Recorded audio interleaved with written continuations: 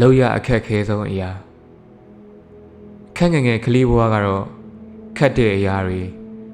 ခက်ခဲမယ်လို့ထင်ခဲ့ဘူးတာတွေအများကြီးပဲပေါ့စာတွေကလည်းခက်တယ်နောက်နှစ်တက်ရမယ်အတန်းကလည်းခက်တယ်ဘာသာစကားအသစ်ကလည်းခက်တယ်သင်္ချာပု္ပ္ပစာတွေကလည်းခက်တယ်ကားမောင်းရတာလည်းခက်တယ်ရေကူးရတာလည်းခက်မယ်ပေါ့လူရှိထွက်စကားပြောရမှာအလုပ်လုပ်ရမှာစသဖြင့်အားလုံးဟာအတော်ခက်မယ်လို့ထင်ခဲ့ဘူးပါတယ်တကယ်အရွယ်ရောက်လာတော့အဲ့ဓာတွေကဘာတစ်ခုမှခက်မနေတော့တကယ်လောက်ရအခက်ဆုံးဖြစ်လာတာကမှားသွားရင်မှားသွားကြောင်းဝန်ခံလိုက်ဖို့တောင်းပန်လိုက်ဖို့ဆိုတာပါပဲအစိုးရတွေမှာလည်းတွေ့ရခဲ့မြန်မာပြည်ဆိုမမြင်ဘူးတလောက်ပါပဲလုပ်ငန်းခွင်တွေထဲမှာဆက်ဆံရေးတွေလည်းဒီတစ်ခုဟာအတော်လေးခက်တာပဲအရွယ်ရလာတဲ့မြကျွန်တော်တို့ရလာတဲ့တခြားအရာတွေလည်းအများကြီးရှိပါတယ်ပြောမယ်ဆိုရင်အဲ့ဒီအရွယ်ဆိုတာကပါဝါတစ်ခုဖြစ်လာတာပါပဲကလေးဘဝကကြတော့စကားနားထောင်နေဆိုတာကလိမ်မာတဲ့လက္ခဏာလူကြီးဖြစ်လာတော့တယောက်ယောက်ကပြောလာရင်နားမထောင်ချင်တော့နားထက်ပါဇက်ကပိုအလုပ်ချင်လာပြီးတော့တယောက်ယောက်ကပြောလို့ပြင်လိုက်ရတယ်ဆိုတာတိတ်ခါကြတယ်လို့လည်းမြင်လာကြအဲ့ဒီမှာပတ်စံယာဒူဂုံထရက်ပညာနာမည်ကျော်ကြားမှုစတာတွေပါရလာလိုက်တော့ပိုပြီးတော့ကောင်းပါကုန်ရောမာနတွေကတက်လာရောအစွဲတွေလည်းထွက်လာရောငါပြောတာအမှန်ငါလုပ်တာပဲအကောင်လွဲသွားလို့ပြောကြပြီဆိုဒီလူတွေငါ့ကိုမနာလို့ပြောနေကြတာ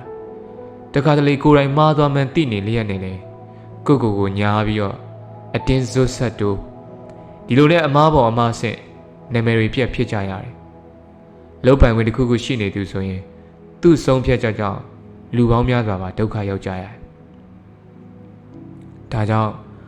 မာနဆိုတာမရှိမကောင်းရှိမကောင်းလို့ပြောလို့ရတာပါမရှိတာဖြစ်ဖြစ်လွန်ကဲတာဖြစ်ဖြစ်ဘယ်အရာမှမကောင်းပါဘူးနေဘူးလို့ဆိုပြီးတော့စိတ်ညစ်ကြနေတာထွက်မလာရင်လည်းဒုက္ခရောက်ကုန်မယ်မိုးရွာတော့စိတ်ရှုပ်ကြတယ်မိုးကောင်ပြန်တော့လည်းငတ်ကုန်ကြနှင်းကြရင်ပျော်ကြတယ်တစ်ချိန်လုံးနှင်းတွေကြီးကြနေရင်လည်းအစင်မပြေတော့ပြန်ဘူးမာနကလည်းဒီလိုပဲပေါ့ဒီလူကဟန်ပဲဖြစ်တယ်ခေတ်စကားနဲ့ပြောရင်သူကအထာမကင်ဘူးနာမည်ကြီးပေမဲ့နာမည်ကြီးတယောက်လိုမနေဘူးစသဖြင့်ပြောတတ်ကြတယ်ဒါဒီလေဒီဘက်ခေတ်နာမည်ကျော်တချို့ရဲ့ပုံရိပ်ကောင်းတိဆောက်မှုလို့ဖြစ်လာတယ်ကျွန်တော်အတွက်တော့လူတယောက်သူ့ကိုယ်သူနှိမ့်ချရဲဆိုတာအဲ့ဒီပြည်တယ်နဲ့တိုင်းလို့မရဘူးလို့မြင်မိတယ်လူမြင်ကွင်းမှာပေးရ respect ဆိုတာလူမြင်ကွင်းမှာဖြစ်နေတဲ့ဆိုကြတဲ့ကလောက်ယူလို့ရတယ်နောက်ကွယ်မှာတော့သူ့ထက်နေပါသူတွေကိုမလေးမစားဆက်ဆံတာမျိုးလုပ်နေနိုင်တာကိုတကယ်တမ်းလူတယောက်ကဟန်ပဲဖြစ်မဖြစ်သိနိုင်တဲ့အချက်ကဆိုဆုံးမလွယ်သူဟုတ်မဟုတ်ဆိုတာပါပဲမှားသွားကြောင်းလည်းပြောကြတယ်သူနားထောင်သလားပြင်ဆင်သလားတောင်းပန်သလားကြည့်လိုက်နှိမ့်ချသူဟုတ်မဟုတ်သိနိုင်ပါလိမ့်မယ်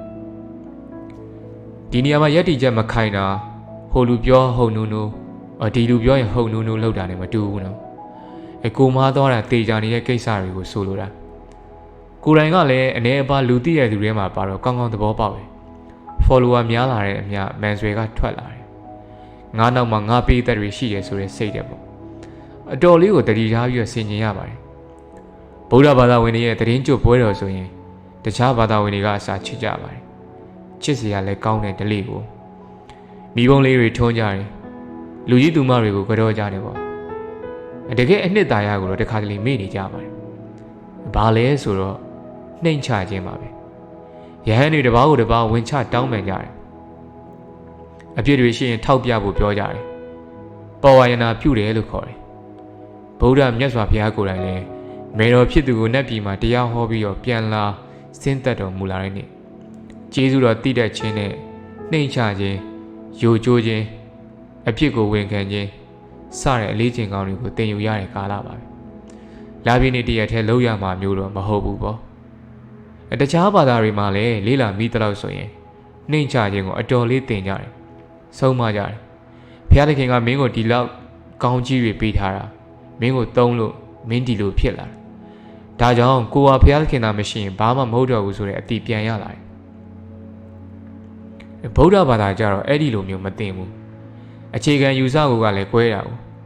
ကျွန်တော်ဗုဒ္ဓတရားတော်တွေကနေသင်ယူရတဲ့မန်ဆွေကျိုးနည်းကတော့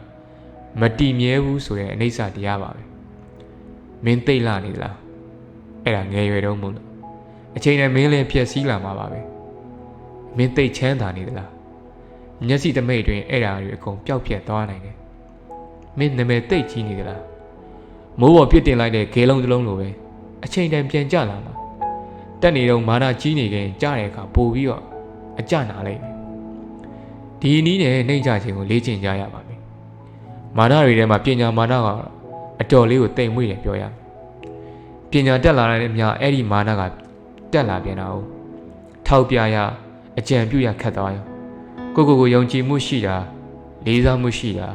ပညာရှင်ပြီးသားတာတွေကလည်းကြားမှာခြားရတဲ့စီပပကလေးပဲရှိတယ်ဒါကိုကြတော့အနိစ္စတရားနဲ့ချိုးမရငါမသိသေးတာတွေအများကြီးရှိသေးတယ်ငါနားမလည်သေးတဲ့အရာတွေမမြင်နိုင်သေးတဲ့အရာတွေမတွေးနိုင်တဲ့ဘဝအမြင်တွေရှိတယ်ဆိုတော့ဆင်ခြင်ပေးရပါတယ်မဟုတ်ရင်ကို profession မှာအထင်ကြီးပြီးတော့သူများအနှုတ်ဆိုနှိမ်နေတာမျိုးတွေဖြစ်သွားတယ်လို့ဆိုဆုံးမလွယ်သူဖြစ်ခြင်းဟာမင်္ဂလာတရားတွေမှာလည်းပါပါတယ်အောင်မြင်မှုကြီးပွားဖို့အကြောင်းတရားတွေကိုမင်္ဂလာလို့ခေါ်တယ်ဆိုတော့အောင်မြင်ခြင်းကြီးပွားခြင်းလောက်ရမယ့်အရာတွေထဲမှာဆိုဆုံးမလွယ်ဖို့ကိုနှိမ်ချဖို့မန်ဆွေကိုချိုးထားဖို့လည်းပါပါတယ်လေကားဖြစ်တောင်ဖြစ်အတက်ခတ်ပါတယ်အစင်းလွယ်ဘဝတွေကလှပမှုတွေအောင်မြင်မှုတွေကြွယ်ဝမှုတွေကြော်ကြားမှုတွေကတော့အတက်လွယ်အစင်းခတ်ပါတယ်ပြန်ဆင်းရတဲ့အခါလွယ်ကူစီမှာကတော့တခြားမဟုတ်ပါဘူးမိမိကိုမိမိနှိမ်ချထားခြင်းပါပဲဒေါက်တာဖြိုးတီဟာဟုတ်ကဲ့ပါယခုပြပြပေးခဲ့တာကတော့ဒေါက်တာဖြိုးတီကရေးသားထားတဲ့လောက်ရအခက်ခဲဆုံးအရာဆိုတဲ့ဆောင်းပါးလေးပဲဖြစ်ပါတယ်ယခုဆောင်းပါးလေးကိုဒေါက်တာဖြိုးတီဟာရဲ့ Facebook page မှာတွားရောက်ဖတ်ရှုလို့လည်းရပါတယ်ဆရာရဲ့ YouTube channel မှာလည်းတွားရောက်နားဆင်လို့ရပါတယ်အော်ဒီနားဆင်ပေးခဲ့တဲ့တဦးတယောက်ချင်းစီတိုင်းကိုကျေးဇူးအထူးပဲတင်ရှိပါတယ်နောက်ရက်တွေမှာလည်းတခြားသောကြပြတွေစာတွေကိုဖတ်ပြပေးဦးမှာဖြစ်လို့ကျွန်တော်ရဲ့ channel လေးကိုလည်း like and subscribe လုပ်ထားခဲ့ပေးဖို့လည်းမေတ္တာရက်ခံလိုပါတယ်အားလုံးကိုကျေးဇူးအထူးပဲတင်ရှိပါတယ်နောက်ရက်တွေမှာပြန်တွေ့ပါအောင်မယ်ခင်ဗျာ